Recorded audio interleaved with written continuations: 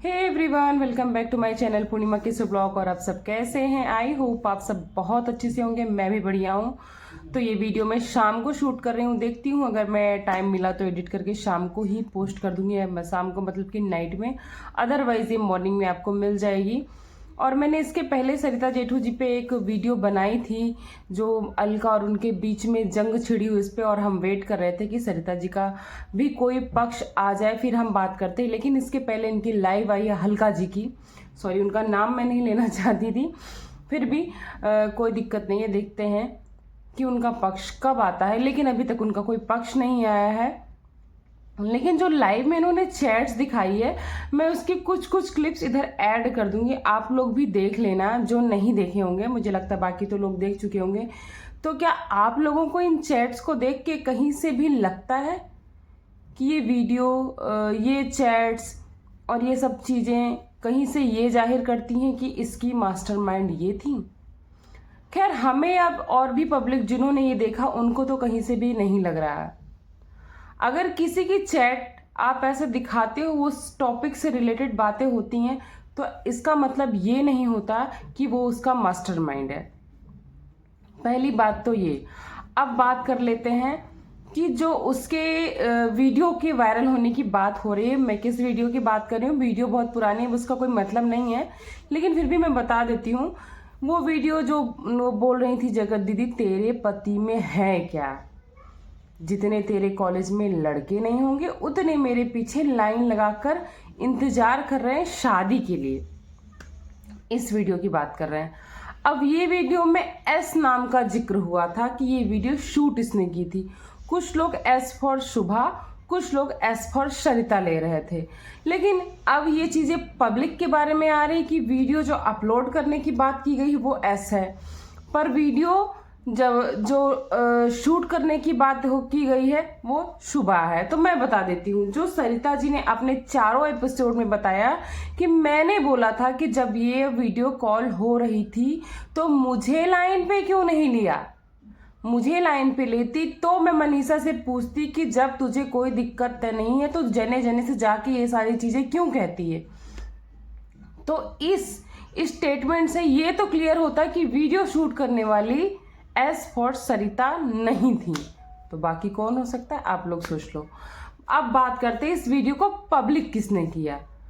इस वीडियो को पब्लिक किया, पहली बात तो आई किसने थी, जगत दीदी बोल रही एयर ड्रॉप के थ्रू मेरे उससे ले लिया था। चलो उनसे ये भी मान लेते कि एयर ड्रॉप के थ्रू अगर सरिता जी ने ले ही लिया था, लेकिन अब सबको पता चल चुका है, एक एक रिएक्शन वालों को, क्रिएटर को, ये वीडियो सबसे पहले पब्लिक की थी जगत भैया ने।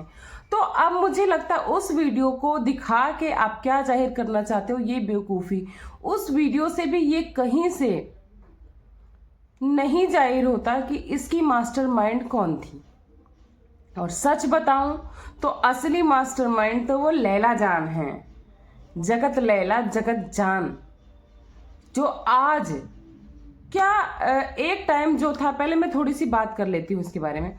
एक टाइम ये जो हल्का और सूरन है, ये जगत दीदी की स्पोक पर्सन बनी थी, पर इन्होंने उनको प्रूफ नहीं किया, मतलब प्रूफ नहीं कर पाई। कोशिश तो बहुत की थी, लेकिन वो मास्टरमाइंड बहुत है ना, वो कभी सामने आके लड़ती नहीं है ना, दूसरों के कंधे पे बंदूक रखने की, लड़ने की आदत ही पड़ गई है उसकी। तो जब ये प्रूफ नहीं कर पाई तो अब उनको क्या ये भी हो सकता है कि जो स्पोक पर्सन, इनको आज भी ऑर्डर मिला हो कि अब तक आकांक्षा के साइड बंदूक घूमी थी तो चीजें शांत थी, अब घुमा दो इनके साइड। तो क्या आज भी मास्टरमाइंड जगत दीदी है? अब सवाल ये उठता है कि आज भी मास्टरमाइंड का काम जगत दीदी करके वो सरिता जी से बदला ले रही हैं। और बदला किस चीज का ले रही है, अब ये भी बता देती हूँ। बदला इस चीज का ले रही है जो उन्होंने CDR वाली बात का क्लेरिफिकेशन कर दिया कि मैंने मांगा था और उन्होंने आश्वासन भी दिया था, अपनी माँ की कसम खाई थी मुझे कॉन्फिडेंस में लेके कि मैं आपको 2-3 दिन का टाइम दो, CDR प्रोवाइड कराऊंगी। और नहीं कराया तो इन्होंने बोला कि भाई मुझसे वो वादा करके मुकर गई, पर मैंने ऑडियंस से वादा किया था तो मुझे सच्चाई बतानी थी। क्या इस बात से नाराज है वो? I don't know. और ऐसे लोगों के नाराज होने का कोई फायदा नहीं पड़ता है। लेकिन सबसे बड़ी बात कि सब ने, पूरी पब्लिक रिएक्शन और ऑडियंस सब ने यहाँ तक कि क्रिएटर्स ने भी जेठू जी को सावधान किया था कि आप इस कीचड़ में पत्थर मत मारो, नहीं तो छपाक से आपके मुंह पे ही गोबर आएगा। और वही हुआ। आज ये रो रो के माफी मांग रहे हैं, जगह जगह जाके चीजें बोल रहे हैं, लेकिन एक न एक इन्होंने डबल ढोलकों को भेज दिया कि जाओ इनको लपेटो। असली मास्टरमाइंड कौन हुई अब? जगत लैला, जो कि सबको लड़ा के आराम से बैठी पीछे से तमाशा देख रही है और अच्छे अच्छे वीडियो ला रही है और इंस्टाग्राम पे एक से एक नाच गाने की रील बना रही है।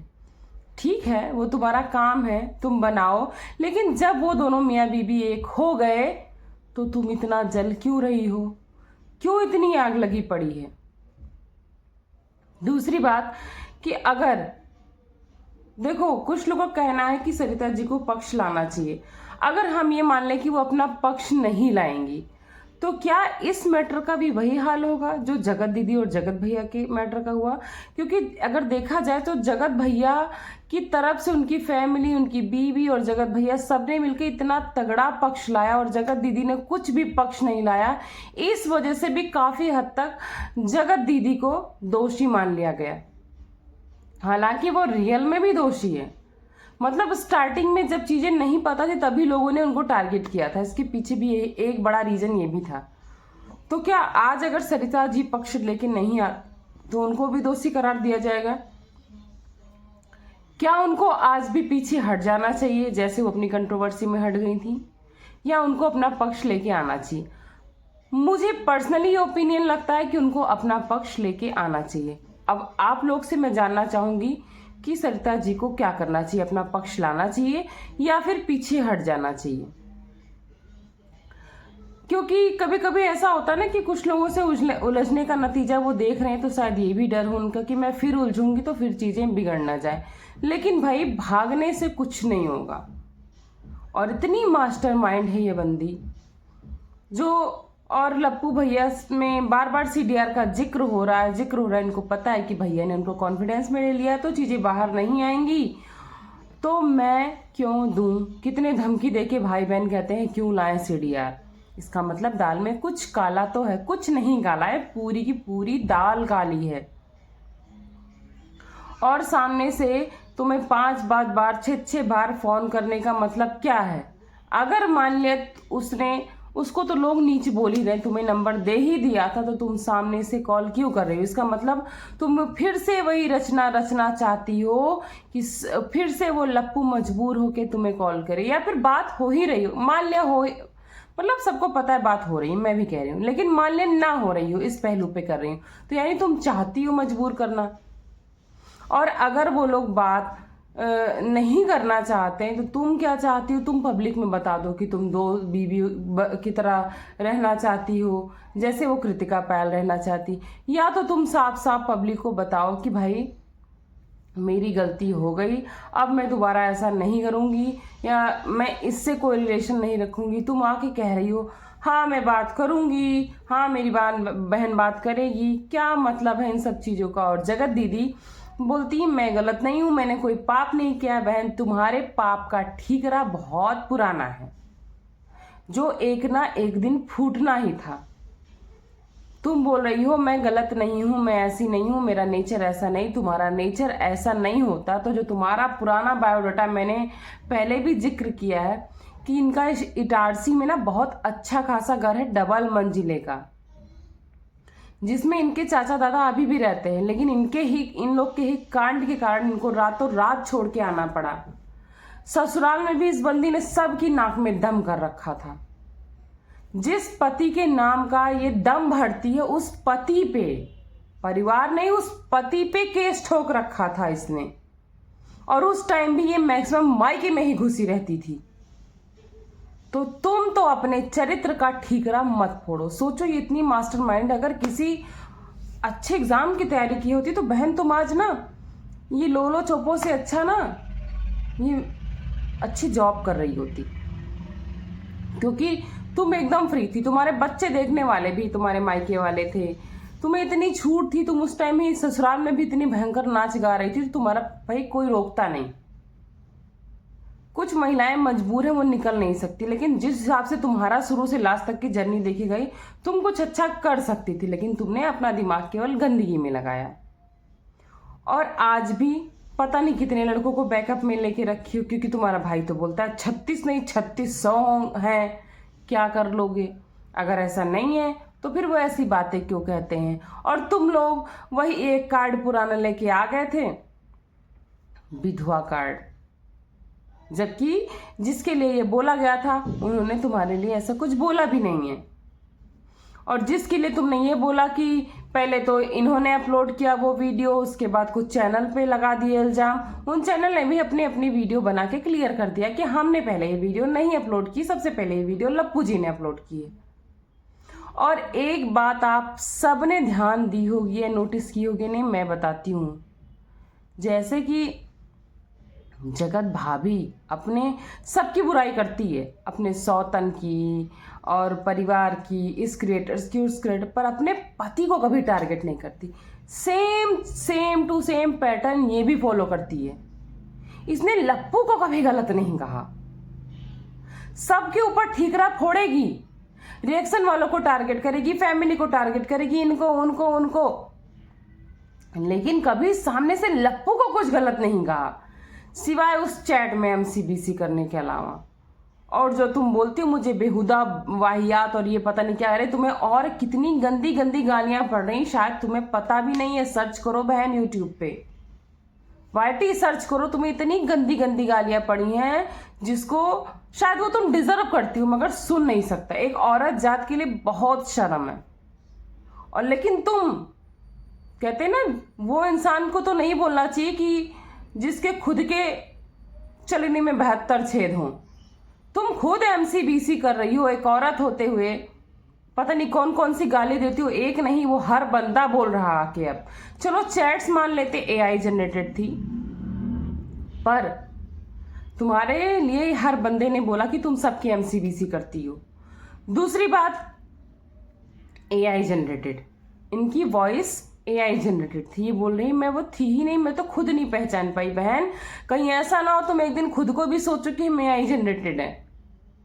अगर वो और हाँ, एक चीज तो मैं भूल ही गई, जो कह रहे हैं लप्पू कि अगर वो CDR आती तो AI जनरेटेड हो सकती, तो भैया जब तक कोई भी PDF में CDR नहीं आती है उसके लिए FIR दर्ज करना पड़ता है। जब तक FIR दर्ज होता नहीं है तब तक CDR निकाली नहीं जाती है, तब तक उसकी फाइल नहीं होती, तब तक वो PDF में नहीं आती। और दूसरी बात ये कि AI से कभी CDR नहीं बनाई जा सकती है, उसके खिलाफ ना और लीगल होएगा। और लप्पी के अंदर तो इतना दिमाग भी नहीं है, वो 4 शब्द बोलकर क्या ही बताएं, बोल दे, यही बहुत बड़ी बात होती है उसके लिए। तो अगर ये आती है तो ये रियली होगी। और पहली बात तो ये आने से रही, कुछ दिन में अगर AI इतनी ही स्ट्रांग है तो तुम लोग अपनी, जिसके लिए परेशान हो कि मां नहीं बन पा रहे, अब तक AI जनरेट कर ली होती उस बच्चे को भी वो। तो फालतू की बातें कम बंद कर दो कहना। कुछ दिन में तुम सब AI जनरेटेड हो जाओगे, दुनिया को पागल बना रहे हो। अरे भाई तुम पढ़े लिखे हो, AI की बात करते हो, तो हमारी ऑडियंस, हमारे रिएक्शन में बहुत सारे तुमसे ज्यादा एजुकेटेड बंदे हैं जो हमें देख रहे हैं, हमसे ज्यादा अच्छा बैकग्राउंड रखने वाले लोग हैं, उनको सब समझ में आता है। तो पब्लिक को बेवकूफ बनाना बंद करो। तो चलिए, अभी इंतजार है सरिता जी के, जेठू जी के अपने पक्ष लाने का। उनके पक्ष का वेट करते हैं या देखते हैं कि उनका भी हसर यही होगा या कुछ अलग होगा, तो हम लोग भी वेट करते हैं। फिलहाल उनकी कम्युनिटी आई है, कम्युनिटी में उन्होंने बोला है कि मुझे जनता का सपोर्ट मिल गया है, तो देखते हैं आगे वो क्या कहते हैं। कल इसके नेक्स्ट वीडियो में मैं उनकी कम्युनिटी भी आपको पढ़ के सुनाऊंगी। तो चलिए इस वीडियो को यहीं पे एंड करती हूँ, क्योंकि वीडियो बहुत लंबी हो जाएगी। मिलती हूँ आपको नेक्स्ट वीडियो में, तब तक अपना खूब सारा ख्याल रखिएगा। Thanks for watching Purnima Kesu blog. Bye bye.